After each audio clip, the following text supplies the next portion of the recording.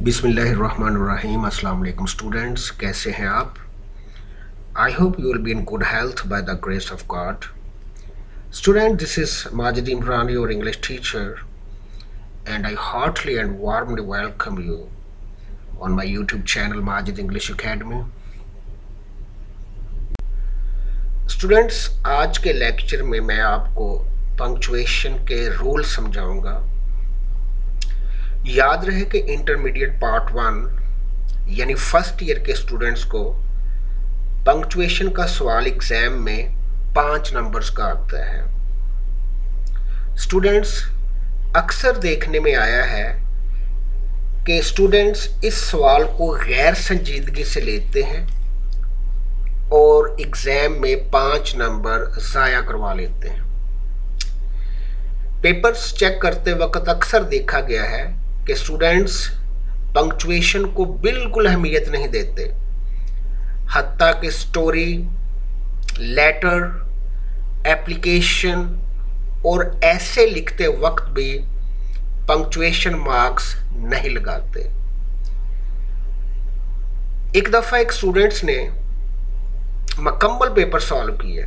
एक स्टूडेंट था मेरा, उसने मुकम्मल पेपर सॉल्व किया, लेकिन मुझे सारे पेपर में comma, capital letter, inverted comma तो दूर की बात, एक फुल स्टॉप भी नजर नहीं आया पूरे पेपर में। मुझे समझ ही ना आई कि कहाँ एक सेंटेंस खत्म हुआ है और कहाँ दूसरा सेंटेंस शुरू हुआ है। मुझसे वो पेपर ही चेक नहीं हो रहा था क्योंकि मुझे कुछ समझ नहीं आ रही थी। तो सोच कर मैंने उस स्टूडेंट को बस पासिंग मार्क्स दे दिए। तो बाद में वो स्टूडेंट पेपर लेकर मेरे पास आया कि सर, मैंने तो मुकम्मल पेपर हल किया हुआ है, कोई चीज़ भी नहीं छोड़ी, तो आपने मुझे इतने कम मार्क्स क्यों दिए हैं? मैंने कहा, बेटा मेरी बात सुनो, अगर आप घर से बाहर जाओ, ना आपने जूता पहनना हो, ना आपने कपड़े पहने हो, ना आप नहाए हो और ना ही आपने बालों में कंघी की हो, तो लोग आपको क्या समझेंगे? वो आगे से चुप। तो फिर मैंने ही कहा, बेटा लोग आपको पागल, शदाई, बोंगा समझेंगे। इसी तरह पेपर चेक करने वाले साहब को पेपर में जब पंक्चुएशन मार्क्स नजर ही ना आए तो वो भी उस स्टूडेंट को पागल, शदाई और बोंगा ही समझेगा। इसलिए बेटा, जब भी आप इंग्लिश में कोई टॉपिक याद करते हैं एग्जाम के लिए, तो ध्यान रखा करें कि कहाँ कहाँ पंक्चुएशन मार्क्स लगाए गए हैं। तो चलिए बेटा, नेक्स्ट स्लाइड की तरफ बढ़ते हैं और पंक्चुएशन रूल्स को 1 by 1 देखते हैं। ये बेटा लिखा हुआ है, पंक्चुएट द फॉलोइंग एक्सट्रैक्ट। इस तरह आपको ये आपके सब्जेक्टिव पेपर में ये क्वेश्चन आता है 5 मार्क्स का। तो ये नीचे पंक्चुएशन की डेफिनेशन लिखी हुई है। The marks in writing that make the structure of a sentence. Writing में लिखते हुए वो मार्क्स यहाँ पर नंबर नहीं है, सिंबल्स को कहेंगे, निशानात, जो एक सेंटेंस का स्ट्रक्चर बनाते हैं, जो एक सेंटेंस की बनावट बनाते हैं, ये एक सेंटेंस को बनाते हैं, and help the readers to understand that sentence, और पढ़ने वाले को हेल्प देते हैं कि वो उस सेंटेंस को समझ सके। तो अगर कोई अनपंक्चुएट पैराग्राफ या तहरीर होगी तो रीडर को समझ नहीं आएगी, जिस तरह मुझे पेपर चेक करते हुए समझ ना आई कि कहाँ से इसने कोई सेंटेंस ख़त्म किया और कहाँ से दूसरा सेंटेंस जो है वो शुरू किया है। तो ये लिखा हुआ पंक्चुएशन इंक्लूड्स, पंक्चुएशन में कौन कौन सी चीज़ें शामिल हैं? कॉमा, ये ब्रैकेट में इसकी सिंबल लिखी हुई है या मार्क लिखा हुआ है, पंक्चुएशन मार्क। दूसरा है सेमीकोलन, तीसरा है कोलन, नेक्स्ट है पीरियड, पीरियड को फुल स्टॉप भी कहते हैं। नेक्स्ट है एक्सक्लेमेशन मार्क, नेक्स्ट है क्वेश्चन मार्क, या इसको मार्क ऑफ इंटेरोगेशन भी बोलते हैं, यानी कि सेंटेंस के एंड पे क्वेश्चन मार्क लगाना। नेक्स्ट है कोटेशन मार्क, या इसको इन्वर्टेड कॉमास भी कहते हैं। नेक्स्ट है एपोस्ट्रॉफी। एपोस्ट्रॉफी भी कोमे की तरह होता है, कोमा नीचे लगाते हैं, ये देखें आर्थर लिखा हुआ है ना, आर्थर, तो ये ऊपर लगा हुआ है, तो इसको हम जो ऊपर कोमा लगाया जाता है उसको एपोस्ट्रॉफी कहते हैं। नेक्स्ट है कैपिटलाइजेशन। कैपिटलाइजेशन कहते हैं वर्ड का पहला लेटर कैपिटल लिखना, उसको कैपिटलाइज करना। मसलन ये एग्जांपल है होली कुरान, होली का एच कैपिटल किया गया है और कुरान का क्यू, इस तरह पाकिस्तान का पी कैपिटलाइज किया गया है। नेक्स्ट है जी डैश। डैश एक लाइन को कहते हैं। और लास्ट वन है हाइफन। हाइफन भी एक लाइन होती है, लेकिन ये डैश की निस्बत छोटी होती है। तो चलिए अब नेक्स्ट पेज की तरफ बढ़ते हैं।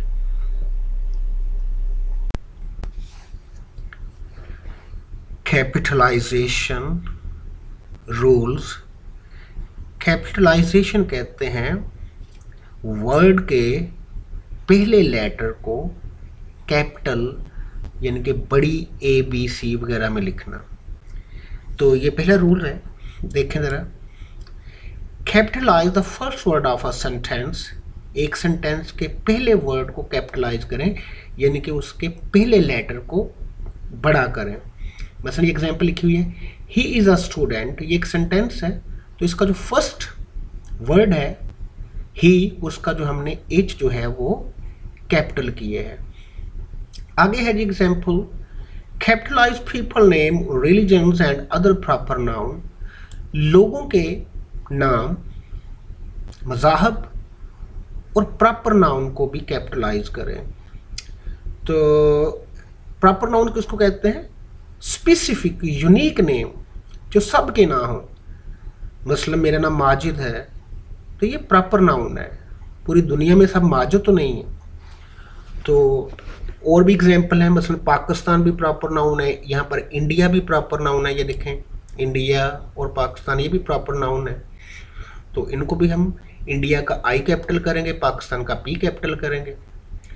हाँ, ये सेंटेंस के कहीं भी आ जाए, शुरू में आ जाए, एंड पे आ जाए, मिड में आ जाए, प्रॉपर नाउन को हम कैपिटलाइज करते हैं। ये एग्जांपल देखें, ये ब्लू वाली भी जो है मैंने बटन लेसन से ली है। Norma close her eyes. देखिए एक तो सेंटेंस नॉर्मा से शुरू हो रहा है, अगर नाम भी शुरू होता नॉर्मा एंड में भी आ जाता तो ये लोगों का नाम है नॉर्मा, और वैसे भी ये प्रॉपर नाउन है तो एन कैपिटल होगा। आगे रिलीजन देखें, ये example second, Islam is a great religion, Islam एक अजीम मज़हब है, तो इस्लाम का हमने आई जो है वो कैपिटल रखा है। आगे थर्ड एग्जांपल है, Hinduism is the most popular religion in India. Hindu मज़हब इंडिया में सबसे मशहूर मज़हब है, यानी कि इंडिया में ज़्यादा लोग हिंदू हैं, तो ये रिलीजन है हिंदुइज्म, तो इसका H capital. Pakistan is my country, Pakistan एक प्रॉपर नाउन है, उसका पी कैपिटल। याद रखिएगा कि कंट्रीज़, सिटीज़, दरियाओं, समुद्रों, पहाड़ों के जो नाम हैं वो कैपिटलाइज करते हैं, यानी कि उनके वर्ड का पहला लेटर जो है मैं वो कैपिटल लिखते हैं। नेक्स्ट रूल है capitalize the first word of a quote. Quote का फर्स्ट वर्ड कैपिटलाइज करें। कोट कहते हैं इन्वर्टेड कॉमा में लिखना। ये देखें दो कॉमास यहाँ पर है और दो कॉमास एंड पर है। तो ये कहाँ से स्टार्ट हो रहे हैं? व्हाट से।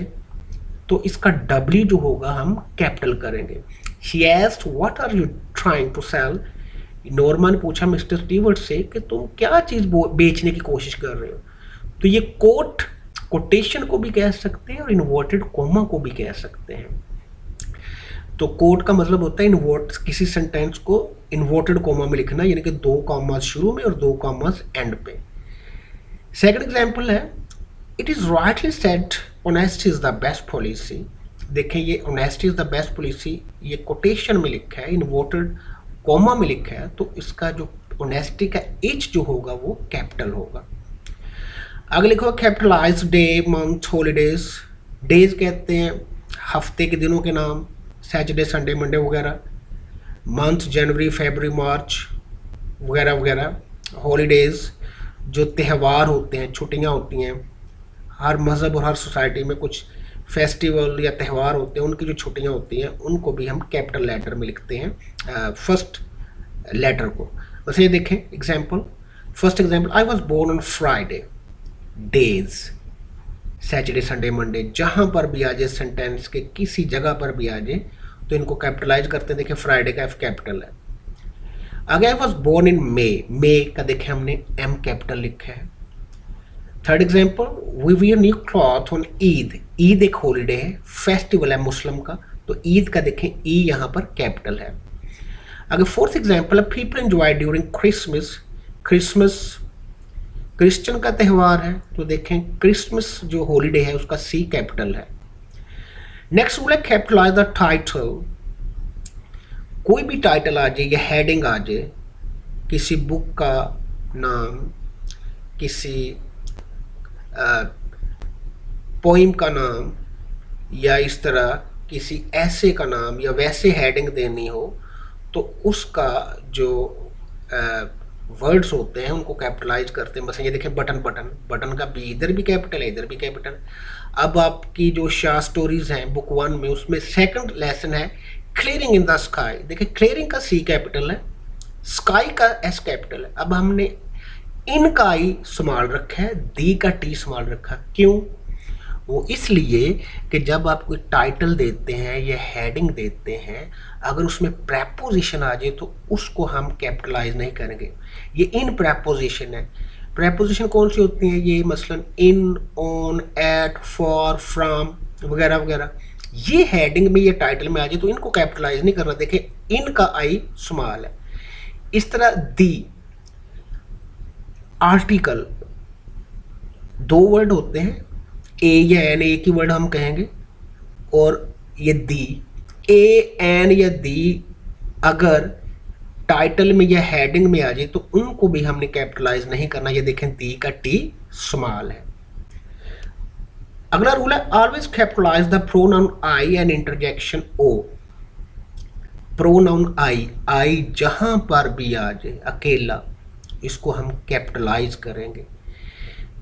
प्रोनाउन किसको कहते हैं? मसलन मेरा नाम माजिद है, ये नाउन है, अगर मैं माजिद की जगह अपने आप को आई कह दूं तो ये प्रोनाउन होगा।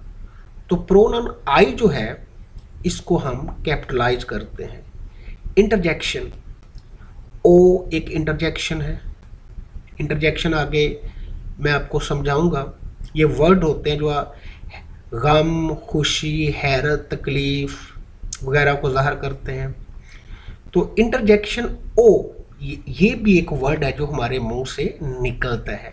ये जहां पर भी ओ अकेला आएगा इसको हम कैपिटल लिखेंगे। मतलब एग्जाम्पल फर्स्ट देखें, ओ गॉड फॉरगिव मी, ए खुदा मुझे माफ़ कर दे। ओ का मतलब यहाँ पे ए होगा, और ओ के बाद ना कोमा आना है ना कोई एक्सक्लेमेशन साइन आना है।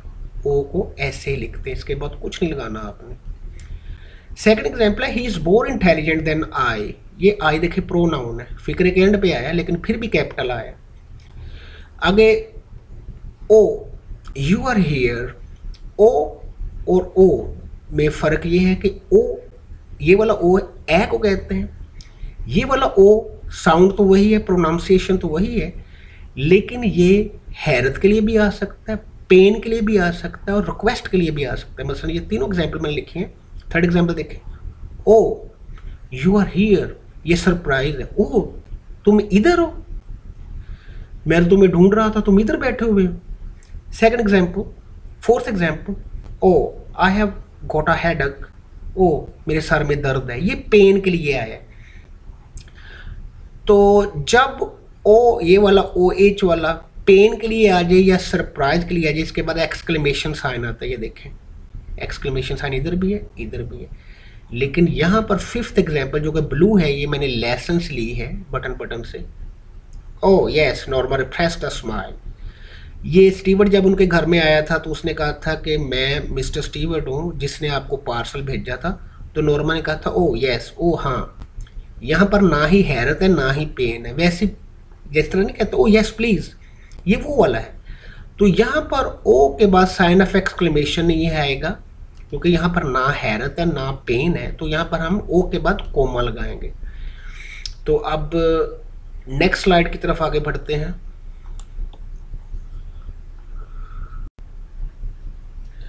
ये देखें, ये है पीरियड या full stop. Rules, it is used to mark the end of a sentence. ये सेंटेंस के एंड पर इसका मार्क लगाते हैं, इसका सिंबल लगाते हैं।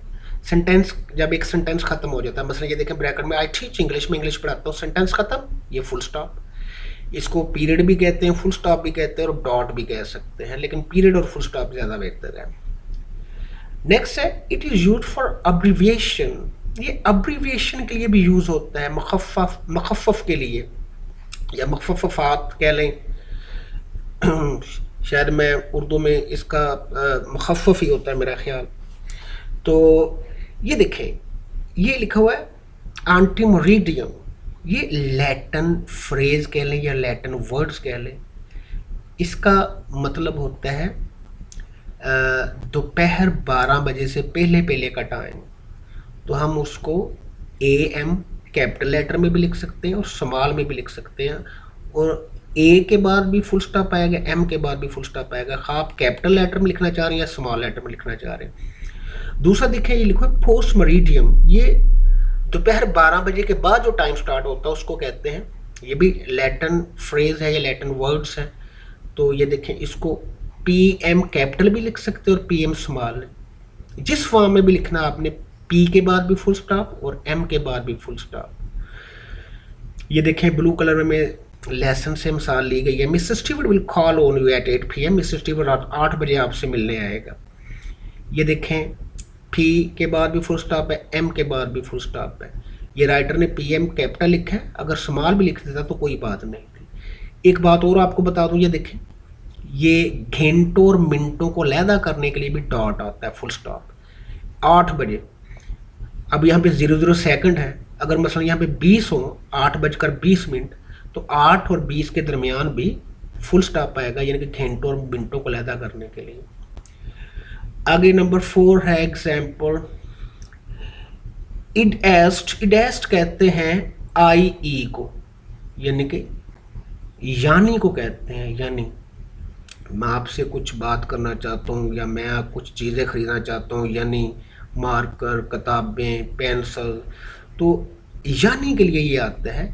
ये भी इडेस्ट भी लैटिन वर्ड्स हैं, उसको हम शॉर्ट फॉर्म में अब्रीविएशन में IE लिखते हैं, लेकिन यहाँ पर IE स्मॉल ही लिखेंगे, इनको कैपिटल नहीं लिख सकते। I के बाद फुल स्टॉप, E के बाद फुल स्टॉप। इस तरह EG एग्जाम्पल ग्रेशिया, ये भी लैटिन फ्रेज है या लैटिन वर्ड्स हैं। तो E के बाद भी फुल स्टॉप और G के बाद भी फुल स्टॉप, दोनों स्मॉल। ये मिसाल के तौर पे के लिए आता है, अगर हम फॉर एग्जाम्पल पूरा नहीं लिखना चाह रहे तो हम EG लिख लेते हैं। आगे 5वीं एग्जाम्पल देखें, एटसेट्रा, वगैरह वगैरह को कहते हैं, तो हम ETC लिखते हैं, तीनों स्मॉल और एंड पे फुल स्टॉप। अब ना E के बाद फुल स्टॉप आना ना T के बाद, ETC के बाद एक एंड पे full stop. Next rule, it is use for short and form of a word. किसी वर्ड की शॉर्ट फॉर्म के लिए भी फुल स्टॉप को यूज करते हैं। मतलब मिस्टर के लिए देखें, मिस्टर लिखा है, बाद में फुल स्टॉप। मिसिस MRS लिखा है, बाद में फुल स्टॉप। डॉक्टर को शॉर्ट फॉर्म में देखें, DR लिखा है, फुल स्टॉप। प्रोफेसर पूरा नहीं लिखना, PROF एंड पे फुल स्टॉप। ये मिस्टर और मिसेस के बाद कुछ लोग, कुछ राइटर फुल स्टॉप नहीं लगाते, ना भी लगाओ तो कोई मसला नहीं है, लेकिन लगा लें तो ज़्यादा बेहतर है।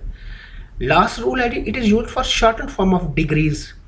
डिग्रीज के लिए भी हम फुल स्टॉप को यूज़ कर लेते हैं जब हम डिग्री को शॉर्ट फॉर्म में लिखते हैं। मतलब मास्टर ऑफ फिलॉसफी को हम MPhil लिखते हैं, देखें M के बाद भी फुल स्टॉप है और फिल के बाद भी फुल स्टॉप है। मास्टर ऑफ आर्ट्स को शॉर्ट फॉर्म में देखें, M में लिखा है, M के बाद भी फुल स्टॉप, A के बाद भी फुल स्टॉप। इनको कैपिटल लिखना है, इनको संभाल नहीं कर सकते। अच्छा जी, बैचलर ऑफ साइंस देखें, B के बाद भी फुल स्टॉप, S के बाद भी फुल स्टॉप। और फैकल्टी ऑफ आर्ट, F के बाद भी फुल स्टॉप और A के बाद भी फुल स्टॉप। तो चलिए बेटा, अब नेक्स्ट पंक्चुएशन मार्क की तरफ आगे बढ़ते हैं। आगे है जी एक्सक्लेमेशन मार्क। इसके रूल्स पढ़ते हैं। It is used to convey strong emotion, strong feeling को जाहिर करने के लिए इसको यूज किया जाता है। मसलन आपसे कोई मिलता है, आप काफी देर बाद उसको देखते हैं, तो आप कहते हैं I am glad to see you here. तो यहाँ पर हमने देखें एक्सक्लेमेशन मार्क लगाया है, ये वन सा लिख के नीचे फुल स्टॉप लगाना, इसको एक्सक्लेमेशन मार्क कहते हैं।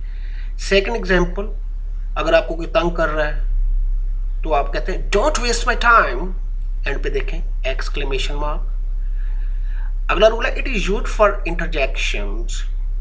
इंटरजेक्शन बेटा, एक्सक्लेमेशन और इंटरजेक्शन में फर्क है।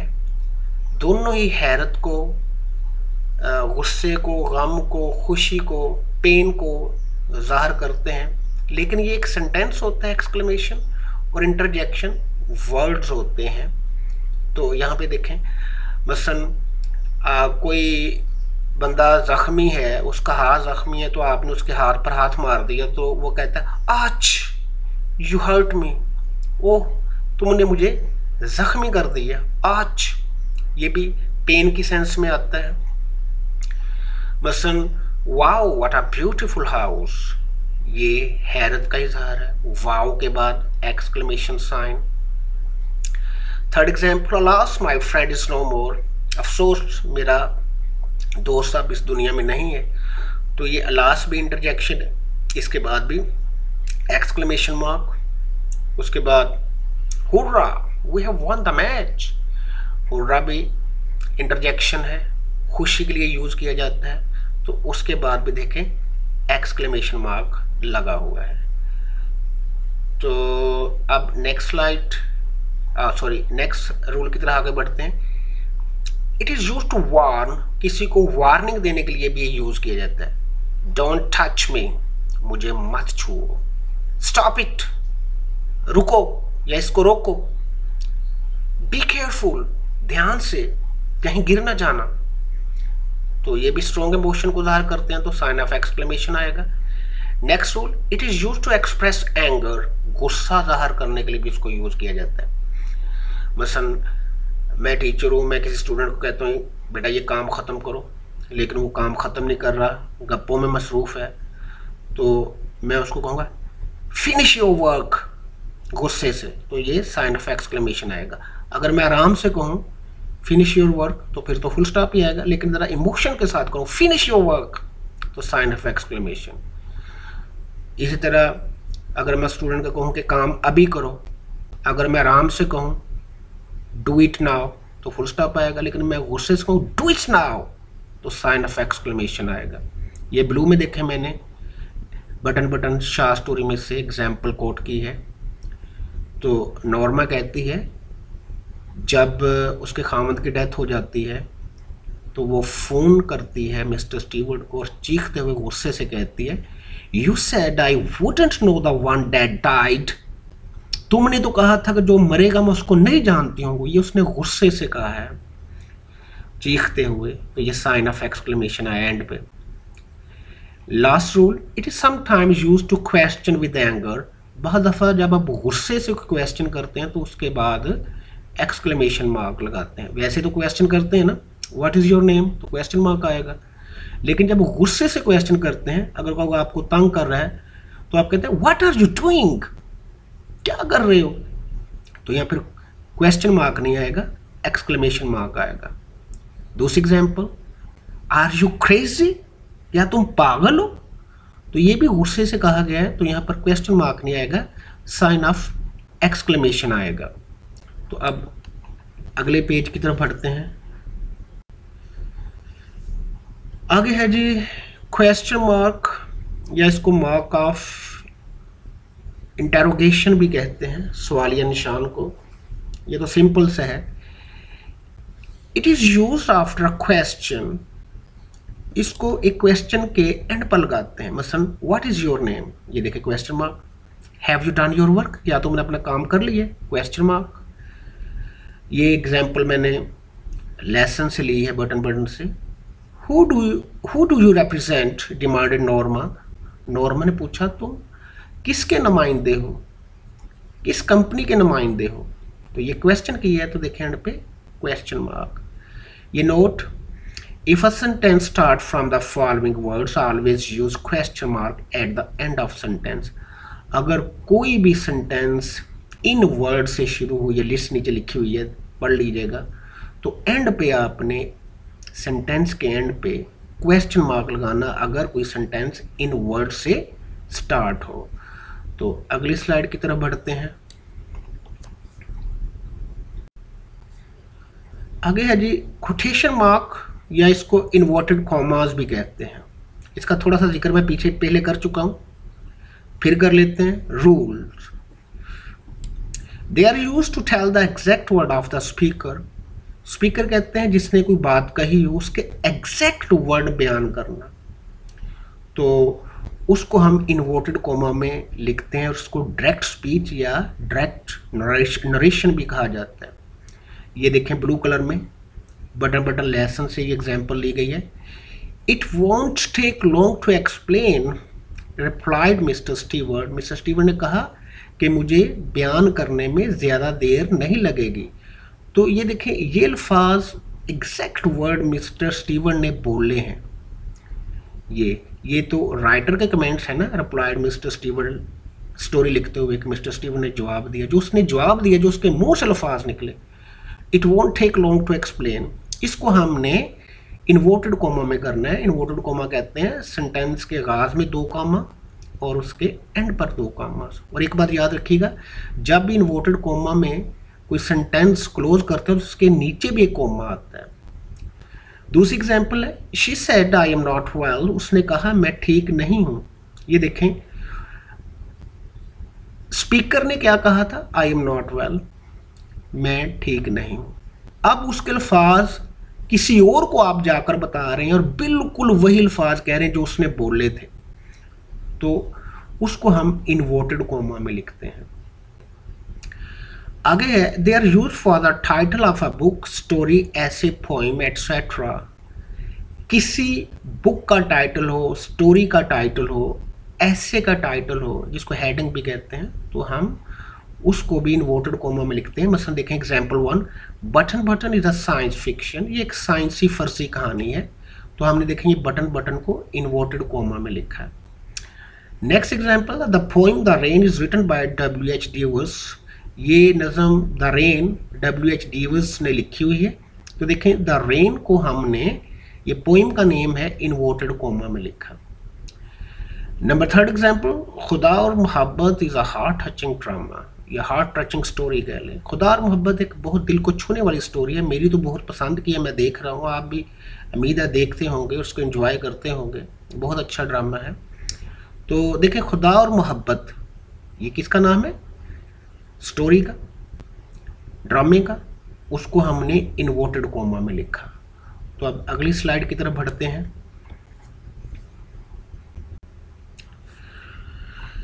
आगे आ गया जी एपोस्ट्रॉफी। मैं बता चुका हूँ एपोस्ट्रॉफी भी कोमे की शक्ल का होता है, लेकिन थोड़ा सा ऊपर लगाते हैं इसको। इसके रूल पढ़ते हैं। It is used to show the possession of nouns and indefinite pronouns. Noun आपको पता है किसी चीज़, शख्स या चीज़ के नाम को कहते हैं, तो ख़ासतौर पर जो लिविंग बीइंग हो, वो नाम जो जानदार हो, उनकी पोजेशन, उनकी मलकियत ज़ाहिर करने के लिए हम यहाँ पे एपोस्ट्रॉफी लगाते हैं। मसलन ये देखें, ये ब्लू कलर में बटन बटन की एग्जांपल ली गई है। Mister Stewart's tone had been offensive, Mister Stewart का लहजा जाराना हो गया। देखें स्टीवर्ट टोन, स्टीवर्ट का लहजा, ये जो एपोस्ट्रॉफी होती है ना, ये का, के, की का तर्जमा दे रही होती है। मिस्टर स्टीवर्ट का लहजा, तो इसलिए स्टीवर्ट क्योंकि नाउन है और जानदार है, उसके ऊपर हम कोमा लगाएंगे। अगर कोई नॉन लिविंग थिंग हो, बेजान चीज़ हो, उसके लिए नहीं हम लगाते। बस मैं कहता हूँ कि कुर्सी की टांग टूट गई है, मैं ये नहीं कहूँगा चेयर्स लेग इज ब्रोकन, मैं कहूँगा the leg of chair is broken. तो बेजान चीज़ के लिए हम एपोस्ट्रॉफी नहीं लगाते।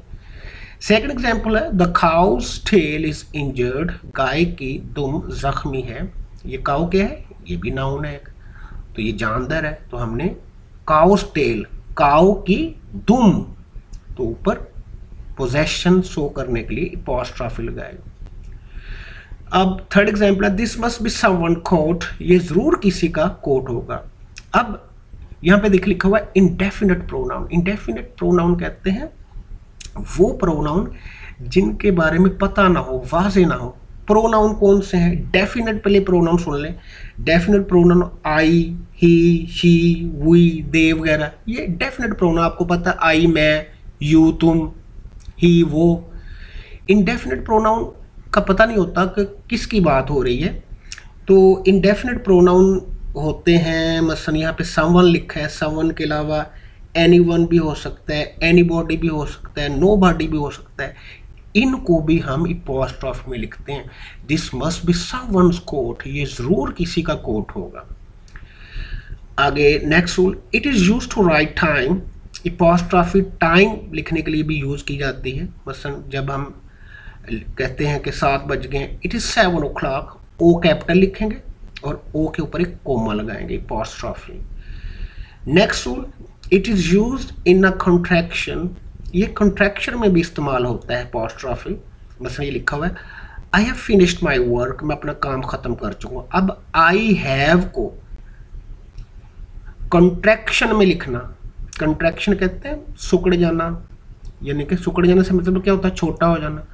तो आई हैव को हमने कॉन्ट्रैक्शन में लिखा तो हमने इसके कुछ लेटर खत्म कर दिए, तो हमने लिखा आईव, आई कैपिटल लिख के उसके ऊपर अपॉस्ट्रोफी यानी कि ऊपर कोमा और एंड पे वी, आईव, इसको कंट्रैक्शन कहते हैं। Finish my work. इस तरह डू नॉट को हम डोंट लिखते हैं, एन के ऊपर कोमा।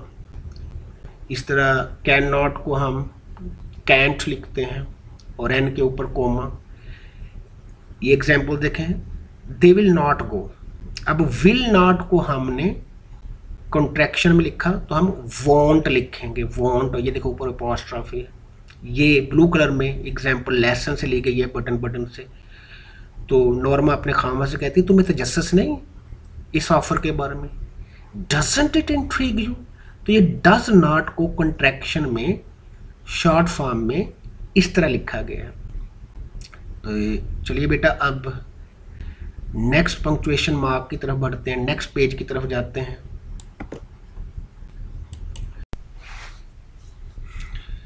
नेक्स्ट पंक्चुएशन मार्क है जी डैश, छोटी सी लाइन को कहते हैं।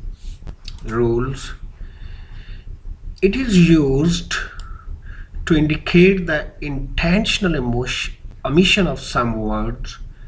इंटेंशनल कहते हैं जानबूझकर, ओमिशन कहते हैं जी निकालना या खारिज करना। ये बाद दफ़ा हमारे मुंह से कुछ अल्फाज निकलने लगते हैं लेकिन हम उन पर कंट्रोल कर लेते हैं, रुक जाते हैं। तो उसको शो करने के लिए हम एक डैश लगाते हैं, ये जो लाइन है। मसलन ये देखें ब्लू कलर में एग्जाम्पल लेसन से ली गई है, बटन से। तो स्टीवर्ड कहता है मुझे घर के अंदर आने दे, मेरी बात तो सुने। तो वो दोनों मियाँ बीवी समझते हैं कि सेल्स मैंने कोई चीज़ बेचने आया है। तो उस वक़्त आर्थर ने कहा if you are selling something, ये आगे डैश आगे आर्थर सेड, यानी कि यहाँ पर आर्थर एक थ्रेट दे रहा है या वार्निंग दे रहा है कि अगर तो कोई तुम चीज़ बेचने की कोशिश कर रहे हो तो, यानी कि आगे से अल्फाज नहीं यूज़ किए। मसलन एग्जाम्पल लगा लें को कहना चाह रहा होगा कि अगर तुम कोई चीज़ बेचने की कोशिश कर रहे हो तो यहाँ से दफ़ा हो जाओ। अब वो ये अल्फाज नहीं कहना चाह रहा था, वो यहाँ पे इतना कह के रुक गया तो वो खुद ही समझ जाए। जिस तरह हम नहीं बात करते हुए कहते अगर तुमने मेरी बात ना मानी तो वहाँ पर आपने बात छोड़ दी ताकि अगला खुद ही समझ जाए। मसलन सेकंड एग्जांपल देखें, I am telling you she's कोई बंदा किसी को बात बता रहा है कि मैं तुम्हें बता रहा हूँ कि वो एक, अब उसको मुकम्मल नहीं कहा, कोई मुंह से कोई अल्फाज जो वो नहीं निकालना चाह रहा, तो वहाँ पर राइटर डैश का मतलब ये देता है कि वहाँ पर उसने अपने गुस्से को कंट्रोल किया है और एक वार्निंग दी है सुनने वाले को। Next point, it is used to indicate hesitation. Hesitation के लिए भी ये डैश यूज़ किया जाता है। हिचकिचाहट में कोई बात मुंह से ना निकले। मसलन ये एग्जाम्पल देखें, ब्लू कलर में बटन बटन लेसन ली गई है। I think you well misunderstood मी।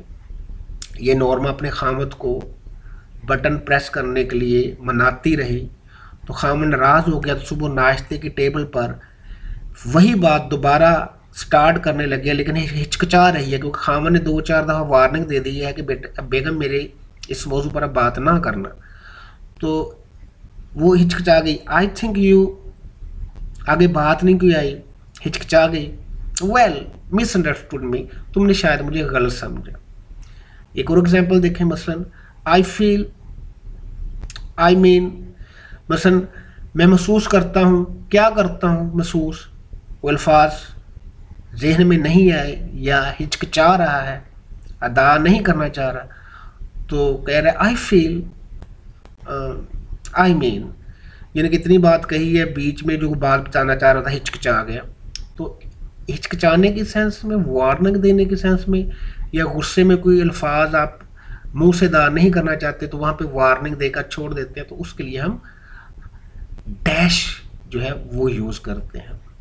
तो अब नेक्स्ट स्लाइड की तरफ बढ़ते हैं। अब है जी हाइफन। हाइफन भी एक लाइन होती है, लेकिन ये डैश से छोटी होती है। इसके रूल्स पढ़ते हैं। It is use to connect the part of a compound word. बस ये देखें, 2 वर्ड हैं, एक पुश है एक बटन है, ये पार्ट्स हैं, एक पुश है एक बटन है। जब इसको हाइफन से मिला दिया तो ये एक वर्ड बन गया। ये पुश अलहदा था, बटन अलहदा वर्ड है, लेकिन जब इन दोनों के दरमियान में ये छोटी सी लाइन हाइफन लगा दी तो ये अब एक वर्ड है। इसको कंपाउंड वर्ड कहेंगे कि बटन दबाने वाला आला। एक और एग्जांपल देखें, I have a writing table. Writing एक अलहदा वर्ड है, टेबल एक अलहदा वर्ड है, लेकिन इन दोनों के दरमियान में हाइफन लगा दी तो ये एक वर्ड बन गया, लिखने वाली मेज। ठीक है, तो कुछ राइटर कंपाउंड वर्ड के दरमियान हाइफन लगाते हैं, कुछ नहीं लगाते, तो परेशान नहीं होना। अगर लगी हो तब भी ठीक है, ना लगा हो तब भी ठीक है। मतलब ब्रेकफास्ट है, ब्रेक एक अलहदा वर्ड है, फास्ट एक अलहदा वर्ड है। अब ब्रेकफास्ट के दरमियान में हाइफन नहीं लगाया जाता। ब्रेकफास्ट का मतलब क्या है, सुबह, यानी कि सुबह का नाश्ता। तो ब्रेक एक अलहदा वर्ड है, फास्ट एक अलहदा वर्ड है, तो हम उसमें हाइफन नहीं लगाते। तो कुछ वर्ड हैं जिनके राइटर लगा देते हैं, तो अगर लगा दे तब भी कोई बात नहीं, अगर ना लगाए तब भी कोई बात नहीं। नेक्स्ट रूल है, it is use to break a word at the end of a line. मसलन आप कोई ऐसे लिख रहे हैं, एग्जाम में आप बैठे हैं, तो आप लाइन लिख रहे थे, आगे शीट में स्पेस जो है वो कम पड़ गई, यानी कि यहाँ पे जगह ख़त्म हो गई, तो ये आपने अचीव्ड लिखना था, लेकिन आपने ACHIE लिख लिया, आगे जगह नहीं थी, तो आपने ये हाइफन लगा के बाकी जो लेटर है स्पेलिंग के VED वो आपने अगली लाइन पे लिख दिए। तो ये लिखा है, it is use to break a word at the end of a line. End of a line, यहाँ पे जगह ख़त्म हो गई, अब वर्ड को आपने ब्रेक किया है, कुछ लेटर यहाँ पे लिखे हैं, अब कुछ यहाँ पे लिखने हैं, तो यहाँ पर हाइफन आ जाएगा। नेक्स्ट रूल है, if the numbers are written in words the hyphen is placed between them. अगर नंबर्स यानी कि गिनती, न्यूमेरिक डिजिट, अगर आपने वर्ड्स में लिखने हैं तो उनके दरमियान में हाइफन आता है। मसलन देखें 37 आपने वर्ड में लिखा, न्यूमेरिक डिजिट में नहीं लिखा, तो 30 और 7 के दरमियान हाइफन। तो यहाँ पर देखें दूसरी मिसाल, माई रोल नंबर इज 39 को आपने वर्ड्स में लिखा, तो 30 और 9 के दरमियान में हाइफन। यहाँ पर भी ऊपर देख लें 217, अगर न्यूमेरिक डिजिट के साथ आप कोई लेटर ABC का कोई वर्ड, जिसको लेटर ही कहेंगे, वो लिखना चाह रहे हैं एड्रेस की फॉर्म में, तो अगर जो न्यूमेरिक डिजिट है और वो जो कि लेटर है, यहाँ पर A हो, B हो, C हो, जो भी हो, तो उन दोनों के दरमियान में भी हम हाइफन लगाएंगे। तो अब नेक्स्ट पेज की तरफ जाते हैं। अब आगे जी comma rules. It is use to separate words use in addressing a person. अगर आप किसी पर्सन को, किसी शख्स को मुखातब कर रहे हैं लिखते हुए तहरीर की शक्ल में, तो हम उसके बाद कोमा लगाते हैं। वैसे यहाँ पे देखें फर्स्ट एग्जांपल, ये बटन बटन लेसन से ली गई है ब्लू कलर में। $50,000 आर्थर नॉर्मा इंटरप्टेड। नॉर्मा उसकी बात में दखल देते हुए कहा आर्थर $50,000 है।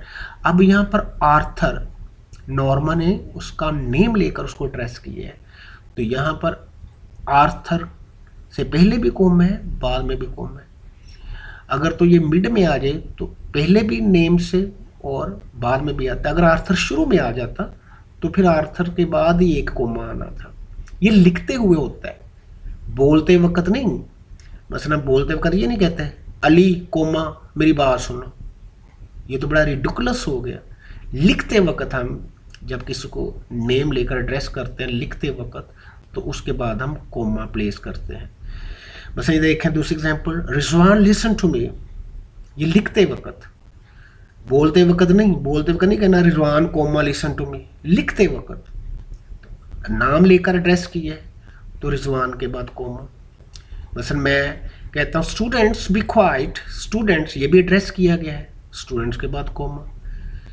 मसलन मैं कहता हूँ थर्ड एग्जांपल लिखें, फोर्थ एग्जांपल है ये, यस फ्रेंड्स कम इन, दोस्तों अंदर आ जाओ। तो फ्रेंड्स के बाद फ्रेंड को एड्रेस किया है लिखते वक्त, तो कोमा।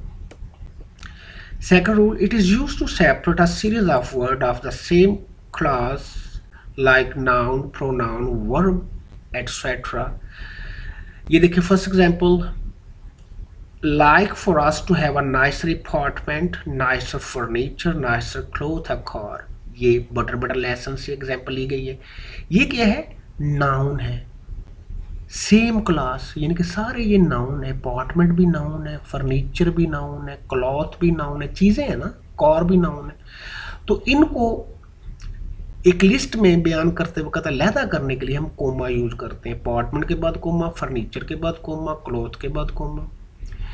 अब सेकंड एग्जांपल देखें, प्रोनाउन की ली गई है। मसलन प्रोनाउन, यू के बाद comma, he and I help the poor.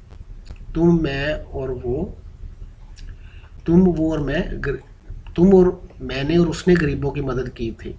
तो यू के बाद, तो अगर ही के बाद भी लगा दें तो कोई मसला नहीं है।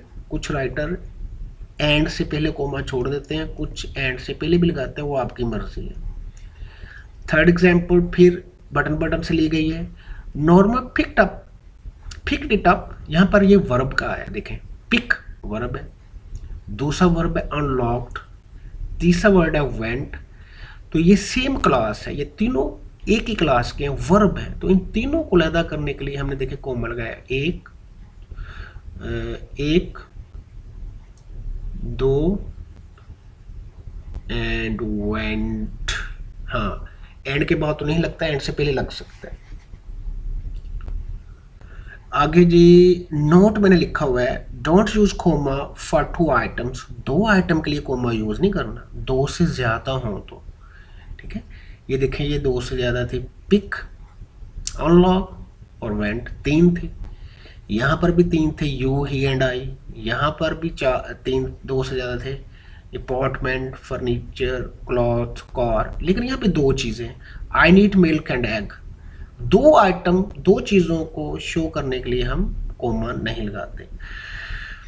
Next rule, it is use between the month, date and year. जब मंथ के साथ डेट और ईयर लिखना हो तो हम कोमा लगाते हैं। मतलब देखें example, he was born on December 20, 2001। देखें दिसंबर मंथ लिखा, उसके बाद डेट लिखी, उसके बाद कोमा आएगा और ईयर के बाद फुल स्टॉप। अब देखिए सेकंड एग्जांपल में मैंने दिसंबर के बाद डेट डिजिट नहीं लिखा, तो यहाँ पर कोमा नहीं आएगा। He was born in December 2001, तो यहाँ पर कोमा नहीं आएगा। जब मंथ के साथ डेट भी लिखनी हो तो फिर उसके बाद कोमा लगाते हैं। Next rule, it is use after and before certain word, some of the words are. ये कुछ अल्फाज हैं, इनके बाद भी कोमा आ सकता है और पहले भी आ सकता है।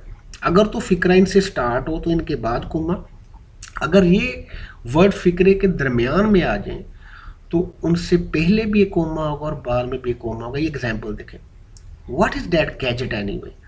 आर्थर ने पूछा था बहरहाल वो पुर्जा क्या है। एनीवे, एनीवे देखें यहाँ पर है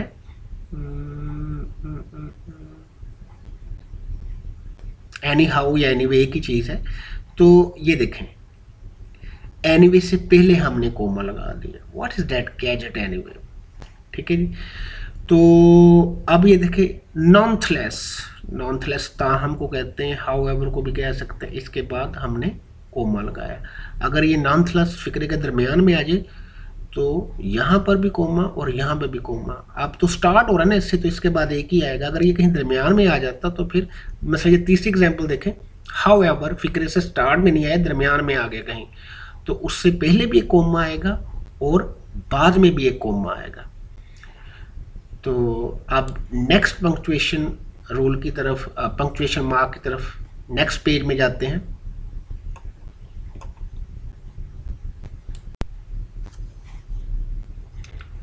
तो बेटा ये नेक्स्ट स्लाइड में भी कोमा के कुछ रूल्स रहते हैं। तो लिखा हुआ है it is use in formal letters application.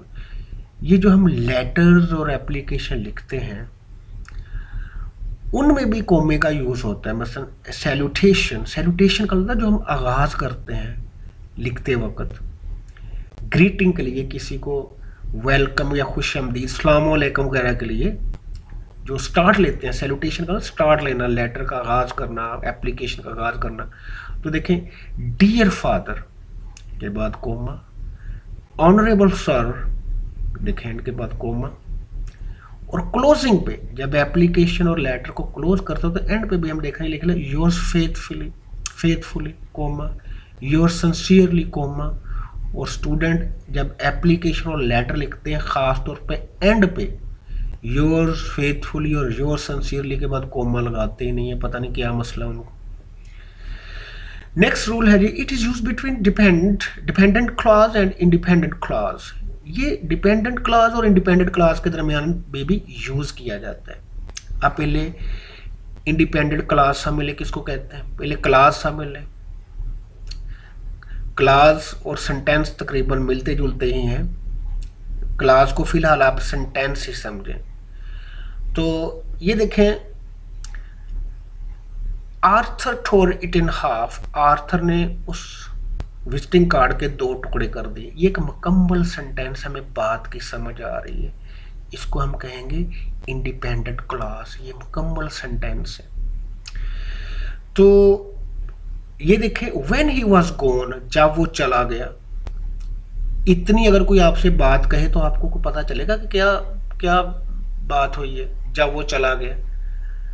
अगर मैं आपसे बात करूं व्हेन आई वाज गोइंग, जब मैं जा रहा था, इतना कह के चुप हो जाऊं तो आपको वो बात की समझ आएगी कि आगे क्या हुआ जब आप जा रहे थे। तो जब ये नामुकम्मल बात होती है या सेंटेंस का वो हिस्सा जो आपको पूरा मतलब ना समझाए, उसको डिपेंडेंट क्लॉज कहते हैं। मसलन ये डिपेंड कर रही है इस पर, ये वाला फिक्रा बोला जाएगा तो इसकी भी समझ आ जाएगी डिपेंडेंट क्लॉज की। तो जब यहाँ पे देखें व्हेन ही वाज गोन एक डिपेंडेंट क्लॉज है और ये एक इंडिपेंडेंट क्लॉज है। जब इन दोनों को आपस में मिलाया जाए तो कोमा का यूज होता है। लेकिन एक बात और बता दें आपको, अगर इंडिपेंडेंट क्लॉज ये वाली पहले लिखी दी जाए और डिपेंडेंट क्लॉज बाद में आए तो फिर कोमा नहीं आएगा। मसलन मगर इसको ऐसे लिखूं Arthur tore it in half when he was gone, तो फिर कोमा नहीं आएगा। डिपेंडेंट क्लॉज पहले हो, इंडिपेंडेंट क्लॉज बाद में हो तो फिर कोमा आता है। एक और मिसाल दी है, if you like we can go together. ये डिपेंडेंट क्लॉज है, वी कैन गो टुगेदर, हम इकट्ठे जा सकते हैं, ये मुकम्मल फिक्र है। ये इंडिपेंडेंट क्लॉज है, ये मुकम्मल सेंटेंस है। तो डिपेंडेंट क्लॉज पहले आई है, इंडिपेंडेंट क्लॉज बाद में आई है, तो दोनों के दरमियान में कोमा। एक बात याद रखिएगा, जो डिपेंडेंट क्लॉज होती है वो अमूमन व्हेन से, व्हाइल से या इफ से स्टार्ट होती है और उनके बाद हम कोमा लगाते हैं। नेक्स्ट रूल है, it is also used between two independent clauses but there must be some coordinating conjunction. अब coordinating conjunction किसको कहते हैं? ये कुछ वर्ड हैं, इनको हम coordinating conjunction कहते हैं. And, but, or, so, yet, nor, for. जब दो इंडिपेंडेंट क्लासेस आ जाएं, जब दो मुकम्मल फिक्रे आ जाएं, तो उनसे पहले उनके दरमियान में इनमें से कोई वर्ड आ जाए तो फिर हम कोमा लगाते हैं. मिसाल देखें, I gave him a camera, ये एक मुकम्मल फिक्र है, ये इंडिपेंडेंट क्लास है, मुकम्मल फिक्र है. मैंने उसको कैमरा दिया, बात की समझ आ गई. ही ब्रोक इट, उसने वो तोड़ दिया, बात की समझ आ गई. इंडिपेंडेंट क्लास है ना, दोनों ही ना इफ से स्टार्ट है, ना व्हेन से, ना वाइल से. देखें दोनों में कहीं आया व्हेन, वाइल या इफ. अगर उनको कोऑर्डिनेटिंग कंजक्शन से मिलाया गया हो तो फिर उस कोऑर्डिनेटिंग कंजक्शन से पहले हम कोमा लगाते हैं. ये देखें लगा हुआ है. दूसरी एग्जांपल देखें, ये मैंने समझाने के लिए लिखी है. I gave him a camera, he broke it. यहाँ दोनों इंडिपेंडेंट क्लास है, मुकम्मल फिक्रे हैं, लेकिन यहाँ पर मैंने कोमे की जगह सेमी कोलन लगा दी है क्योंकि यहाँ पर कोऑर्डिनेटिंग कंजक्शन ये बट या इनमें से कोई और नहीं आई. तो ये भी एक लिखने का तरीका है. अगर आपने दो इंडिपेंडेंट क्लासेस को लिखना है, या इस तरह लिख लें या इस तरह लिख लें, दोनों तरह से ठीक है. यानी कि सेमी कोलन के साथ भी लिख लें और कोमा लगा के इनमें से कोई वर्ड चूज कर लें, तब भी ठीक है. शर्त यह है कि दोनों मुकम्मल फिक्र है, इंडिपेंडेंट क्लास हो और दोनों में व्हेन, वाइल या इफ ना हो. Next rule, it is use after a present participle. Present participle किसको कहते हैं? ब्रैकेट में लिखा है, वर्ब के साथ आईएनजी ऐड कर देना, वर्ब की फर्स्ट फॉर्म के साथ आईएनजी ऐड कर देना. फ्रेज और एन इन्फिनिटिव. इन्फिनिटिव किसको कहते हैं? टू के साथ फर्स्ट फॉर्म लिखना. दैट इंट्रोड्यूसेस अ सेंटेंस, जो एक सेंटेंस से स्टार्ट हो. इंट्रोड्यूस का मतलब स्टार्ट है. बस ये एग्जाम्पल देखें, वॉकिंग ऑन द बीच, ये वॉकिंग क्या है? प्रेजेंट पार्टिसिपल है. वर्ब की जो फर्स्ट फॉर्म है वॉक, उसके साथ आईएनजी लगाया गया. तो ये इंट्रोड्यूस अ सेंटेंस, यानी स्टार्ट सेंटेंस इससे हो रहा है, तो हम यहाँ पर कोमा लगाएंगे. Walking on the beach, I saw snake, beach पर चलते हुए मैंने एक सांप देखा. अब ये नीचे वाली एग्जांपल देखें, ये ब्लू कलर में बटन लेसन्स लिए है. ओपनिंग द डोर, देखें ये ओपनिंग क्या है? Present participle. Open first form है, उसके साथ आईएनजी लगाया गया. ओपनिंग द डोर, सेंटेंस का जो इतना हिस्सा है, ओपनिंग द डोर, ये भी वैसे डिपेंडेंट क्लास है. डिपेंडेंट क्लास प्रेजेंट पार्टिसिपल से भी स्टार्ट हो सकती है. ये ओपनिंग द डोर, दरवाजा खोलकर, फिक्रा नामुकम्मल है तो कोमा लगा दिया. ठीक है जी. She picked up the package, उसने वो पार्सल उठा लिया. ये देखें second example, to win. To win क्या है? ये इन्फिनिटिव है. टू के साथ फर्स्ट फॉर्म लगा देना. इससे फिक्रा स्टार्ट हो तो फिक्रे का जो फर्स्ट क्लास है, पहला हिस्सा है, टू विन दिस कंपटीशन, इस कंपटीशन को जीतने के लिए, ये वैसे भी डिपेंडेंट क्लास है, फिक्रा नामुकम्मल है. टू विन दिस कंपटीशन, इस कंपटीशन को जीतने के लिए. मैं इतनी बात कहकर रुक जाऊँ, आपने कहना साथ जी आगे भी तो बोल रहे. आगे ये वी मस्ट बी रेडी, हमें ज़रूर तैयारी करनी चाहिए. ये इंडिपेंडेंट क्लास है तो इन दोनों के दरमियान कोमा आ गया. तो अब नेक्स्ट पंक्चुएशन मार्क की तरफ बढ़ते हैं.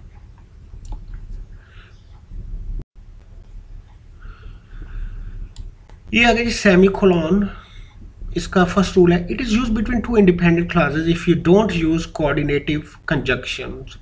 ये पिछली स्लाइड में इसका जिक्र हो चुका है. मसलन देखें, मैंने कोऑर्डिनेटिव कंजक्शन, कोई बट नहीं यूज़ कर रहा मैं, कोई नॉर नहीं यूज़ कर रहा, वगैरह वगैरह. देखें, it was morning, semi colon, a cool bridge was blowing, semi colon, the bird were twittering, परिंदे चहचहा रहे थे. मैंने इसमें कोई कोऑर्डिनेटिंग कंजक्शन नहीं लगाई और ये तीनों मुकम्मल फिक्रे हैं. जब इंडिपेंडेंट क्लास हो, कंप्लीट सेंटेंस हो, तो उनके दरमियान में अगर कोऑर्डिनेटिंग कंजक्शन नहीं लगानी तो फिर आप उसको सेमीकोलन से शो कर सकते हैं। इसका पीछे जिक्र आ चुका है।